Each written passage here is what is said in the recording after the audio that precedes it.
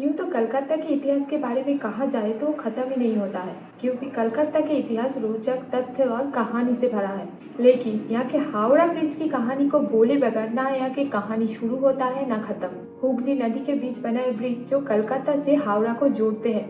हालांकि ये bridge 7 wonders में नहीं आते हैं, लेकिन ये ब्रिज कोई वंडर से कम नहीं है। 705 मीटर का ये ब्रिज सिर्फ दो किनारे दो पिलर के सहारे खड़े है, वो भी 78 सालों से। ब्रिज के मिडिल पे और कोई भी पिलर नहीं है, ना इस ब्रिज में एक भी नट बोल्ट या फिर स्क्रू का इस्तेमाल किया गया है। इन 1943 it was the third bridge of the world और भारत का पहला। दुनिया का बिजिएस्ट ब्रिज में से एक है Howrah bridge. But the shocking part is जिस ब्रिज पे 78 सालों से कोई जंग नहीं लगा था, आज गुटखा खाने वाले की वजह से इस ब्रिज का हालत बिगड़ रहा है। चलिए आज इस वीडियो से जानते हैं पूरी दुनिया से कलकत्ता को जोड़ने वाले इस ब्रिज की अनसुनी अनदेखी कहानी। कोलकाता में एंट्री के लिए ब्रिटिश काल के इस आइकॉनिक ब्रिज से गुजरना भी एक अनुभव है। यह ब्रिज इंडिया की सबसे बड़ी रिवर ब्रिज और सबसे बेस्ट ब्रिजों में से एक ब्रिज है। 19वीं सेंचुरी तक ब्रिटिशर्स पूरे भारत को अपने कब्जे में रखा था। भारत से ब्रिटेन और भी कई देश ने अपने व्यापार और ट्रेडिंग को बढ़ाने के लिए भारत की कई राज्यों को डेवलप किया था और उस टाइम कलकत्ता ब्रिटिश इंडिया की कैपिटल था। 1853 में जब पहली बार रेलवे की काम शुरू हुआ था, तब ब्रिटिशर्स चाहते थे कलकत्ता से बॉम्बे तक एक रेलवे लाइन हो जाए, क्योंकि ब्रिटेन से जहाज में सामान बॉम्बे लाया जाता था और बॉम्बे से कलकत्ता तक रेलवे लाइन से सामान लाना इजी होता था। और इस तरह एक साल के बाद 1854 में रेल लाइन बनके तैयार हो गया था। हालांकि रेलवे को 1853 में ही कंप्लीट होना था, लेकिन उस टाइम लंदन से रेलवे डिब्बे को जिस जहाज में लाया जा रहा था, वो जहाज गलती से इंडिया की जगह ऑस्ट्रेलिया जा पहुंचा, जिस कारण ही रेलवे को बनने में एक साल और देरी हो गया था। लेकिन रेलवे बनने के बाद भी ब्रिटिशर्स को ट्रेडिंग में प्रॉब्लम हो रहा था, जो था कलकत्ता और हावड़ा के बीच बहता हुआ हुगली नदी। ब्रिटिशर्स उस टाइम हावड़ा में कई सारे फैक्ट्रीज को डेवलप किया था, तो कलकत्ता से हावड़ा सिर्फ जहाज की मदद से सामान आने जाने लगा, लेकिन उसमें बहुत ज्यादा दिक्कत हो रहा था। बारिश के टाइम जब नदी के पानी बहुत ज्यादा बढ़ जाता था, तो ट्रेडिंग में प्रॉब्लम होता था, तो उन्हें कुछ दिनों तक ना चाहते हुए भी अपने ट्रेडिंग को, अपने व्यापार को रोक कर रखना पड़ता था। कई बार नदी से सामान ले जाने वाले जहाज ही डूब जाता था। जब भी नदी में बाढ़ आता था, तो उनके रॉ मटेरियल्स भी खराब हो जाता था। ज्यादा भारी सामान ले जाने के लिए बड़े जहाज की जरूरत पड़ता था, जो उस टाइम बहुत ज्यादा कॉस्टली था और टाइम भी बर्बाद होता था। ब्रिटिशर्स के साथ साथ हुगली नदी आम लोगों के लिए भी दीवार बन के खड़ा हुआ था। जब से हावड़ा में रेलवे बना था, तब से लोकल से लेकर फॉरेनर्स तक रेल पकड़ने के लिए जाना पड़ता था और उन्हें सिर्फ एक ही ऑप्शन था, नौका से हुगली नदी को पार करना, जो खराब मौसम पे नहीं हो पाता था। ब्रिटिशर्स इस प्रॉब्लम का एक सॉलिड सॉल्यूशन ढूंढता रहा और तभी उन्हें ब्रिज बनाने की आइडिया आया। फिर 1855 में एक कमेटी बनाया गया, जिसमें बहुत सारे ब्रिज की प्लानिंग किया गया, लेकिन कुछ प्रॉब्लम की वजह से ब्रिटिशर्स कई सालों तक ब्रिज के ऊपर ध्यान नहीं दे रहा था।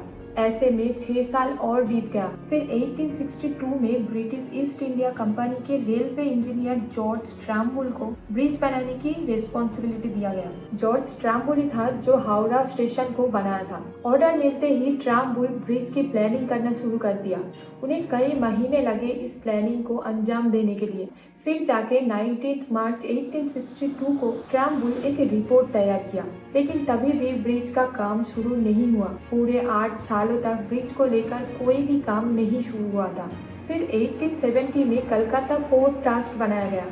कलकत्ता पोर्ट ट्रस्ट, जो आज भी हावड़ा ब्रिज की रिस्पॉन्सिबिलिटी दे रखी है। तो 1871 में ब्रिटिशर्स फिर से एक्टिव हुआ हावड़ा ब्रिज को बनाने के लिए और उसी साल ही हावड़ा ब्रिज एक्ट पास किया, जिस तहत ब्रिटिशर्स ईस्ट इंडिया कंपनी के चीफ इंजीनियर सर बार्टफोर्ड लेस्ली को ब्रिज बनाने की काम सौंप दिया और लेस्ली का प्लान था पॉन्टून ब्रिज बनाने का।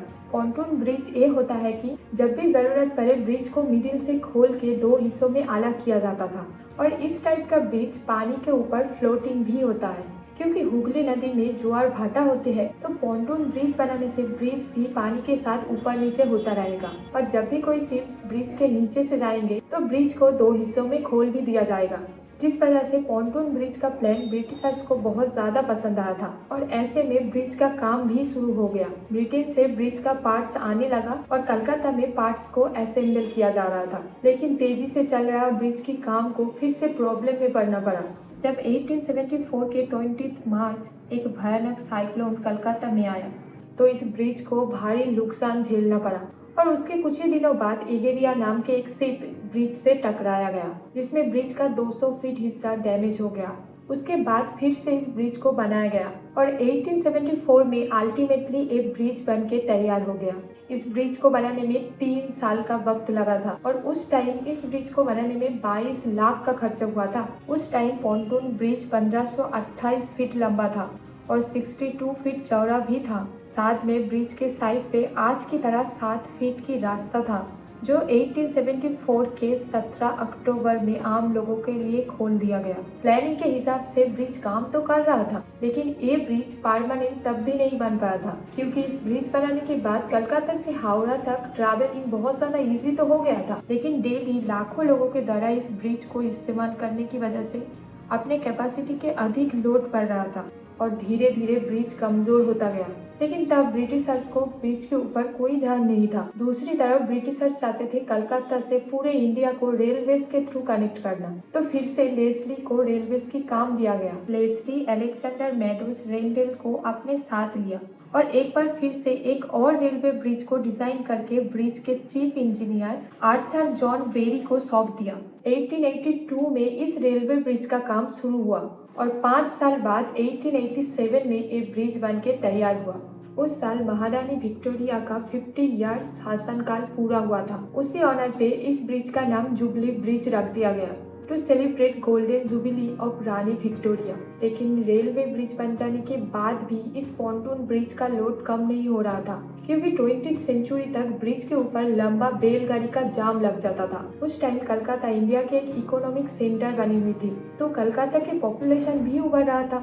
चलते टाइम ब्रिज के ऊपर लंबे बैलगाड़ी का लाइन खड़ा रहता था, जिस कारण ये ब्रिज ज्यादा भार नहीं उठा पा रहा था और इसी तरह और कुछ साल बीत गया। फिर 1905 में ब्रिज की एक टेक्निकल इंस्पेक्शन किया गया, जिसमें ब्रिज की बेहद खराब सिचुएशन हो रखी थी, जिस कारण सरकार को एक और ब्रिज बनाने के लिए बोला गया। एक साल बाद 1906 में port commission east India railway के चीफ इंजीनियर RS हाइट को और कलकत्ता कॉरपोरेशन के चीफ इंजीनियर WB मैसिव को एक कमेटी बनाने के लिए कहा गया। उन्हें हुबली ब्रिज के ऊपर एक और नए ब्रिज का प्लानिंग और रिपोर्ट बना के जल्द से जल्द सबमिट करने के लिए कहा गया और दोनों ही कुछ महीनों में रिपोर्ट तैयार करके ब्रिटिशर्स को सौंप दिया। रिपोर्ट अनुसार कमेटी ने 6 तरह के ब्रिज के डिजाइन दिया, जहाँ टनल ब्रिज से लेकर फ्लोटिंग ब्रिज भी था।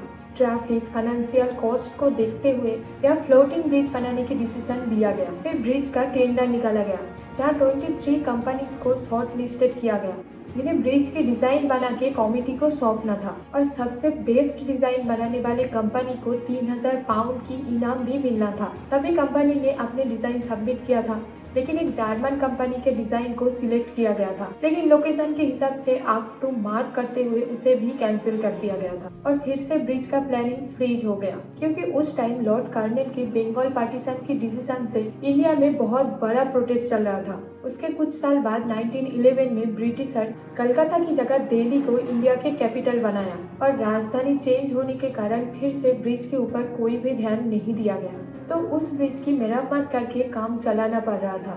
दूसरी तरफ फर्स्ट वर्ल्ड वॉर भी चल रहा था, तो ब्रिटिश गवर्नमेंट 1914 से 1918 तक फर्स्ट वर्ल्ड वॉर में फंसा रहा। इस तरह ब्रिज की कंडीशन भी और बिगड़ गया। फिर 1921 में बंगाल के ही एक फेमस आर्किटेक्ट और इंडस्ट्रियलिस्ट RN मुखर्जी के नेतृत्व में मुखर्जी कमेटी बनाया गया। RN मुखर्जी उस टाइम पे मार्टिन एंड को नाम का एक कंपनी चलाते थे और उन्होंने ही बेलूर मठ और विक्टोरिया मेमोरियल की कंस्ट्रक्शन किया था, जिस कारण ब्रिटिशर्स को RN मुखर्जी के काम के ऊपर पूरे भरोसा था। मुखर्जी कमेटी ने 1 साल के अंदर 1922 में हावड़ा ब्रिज कमीशन को अपनी रिपोर्ट सबमिट किया, जहां कैंटिलीवर ब्रिज बनाने की प्रपोजल दिया गया और 1926 आते आते इसमें और भी प्रोग्रेस किया गया और तब सरकार ने न्यू हावड़ा ब्रिज एक्ट पास किया। बाद में रेनडेल, पाल्मर और ट्रिटन को ऑल्टरनेटिव काम सुझाव देने के लिए कहा गया और 1929 में कलकत्ता पोर्ट ट्रस्ट को इन तीनों ने एक रिपोर्ट सबमिट किया, जिसमें उन लोगों ने कैंटिलीवर ब्रिज के ऑल्टरनेटिव एक सुझाव दिया। फिर 1930 में गुड कमेटी बनाया गया और ब्रिज का काम उन्हें सौंपा गया और उसके बाद ही एक नया ब्रिज का डिजाइन बना के कमेटी को सौंप दिया गया। फिर से कमेटी ने एक टेंडर निकाला, जहां सबसे ज्यादा बोली एक जर्मन कंपनी ने दिया था, लेकिन तब 1935 चल रहा था।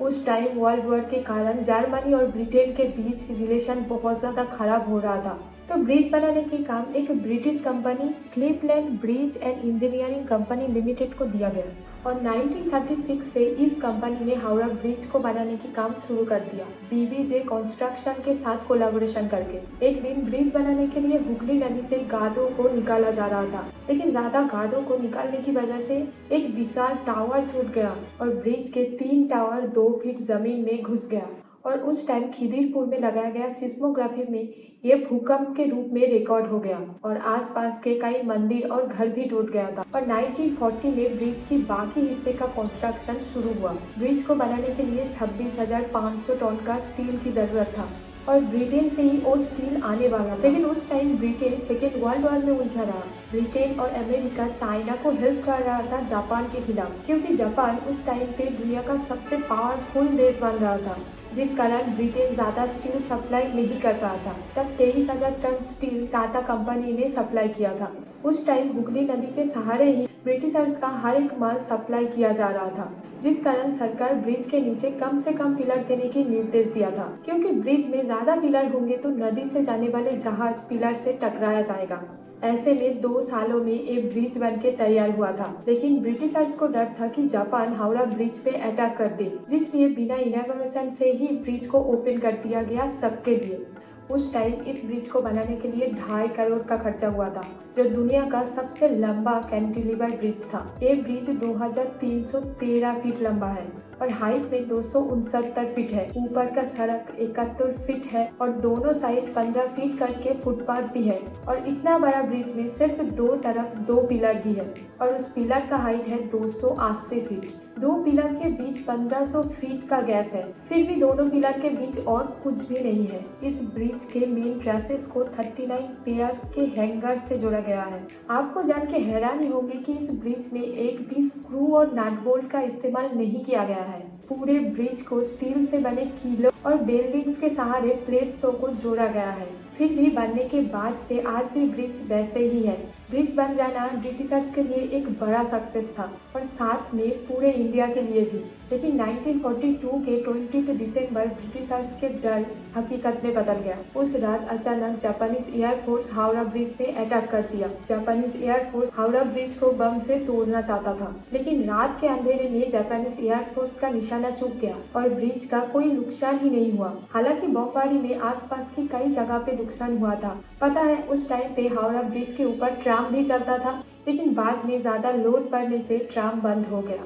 उसके बाद 1947 में जब इंडिया आजाद हुआ तब ब्रिज भी इंडिया के अधीन हो गया। लेकिन आज गुटखा खाने वाले लोगों की वजह से इस ब्रिज को खतरा होने लगा। जब भी लोग इस ब्रिज के फुटपाथ के ऊपर से चलते हैं तब पान और गुटखे की पीक यहाँ धूप देती है और गुटखे में मौजूद केमिकल स्टील के ऊपर रिएक्शन करते हैं और स्टील के ऊपर जंग लग जाता है, क्योंकि गुटखे और पान में चूना रहते हैं जो स्टील के कांटेक्ट में आके एसिड बन जाते हैं। हालांकि वेस्ट बंगाल सरकार अब ब्रिज के ऊपर ध्यान दे रही है और कलकत्ता पोर्ट ट्रस्ट भी ब्रिज की मरम्मत कर रहा है।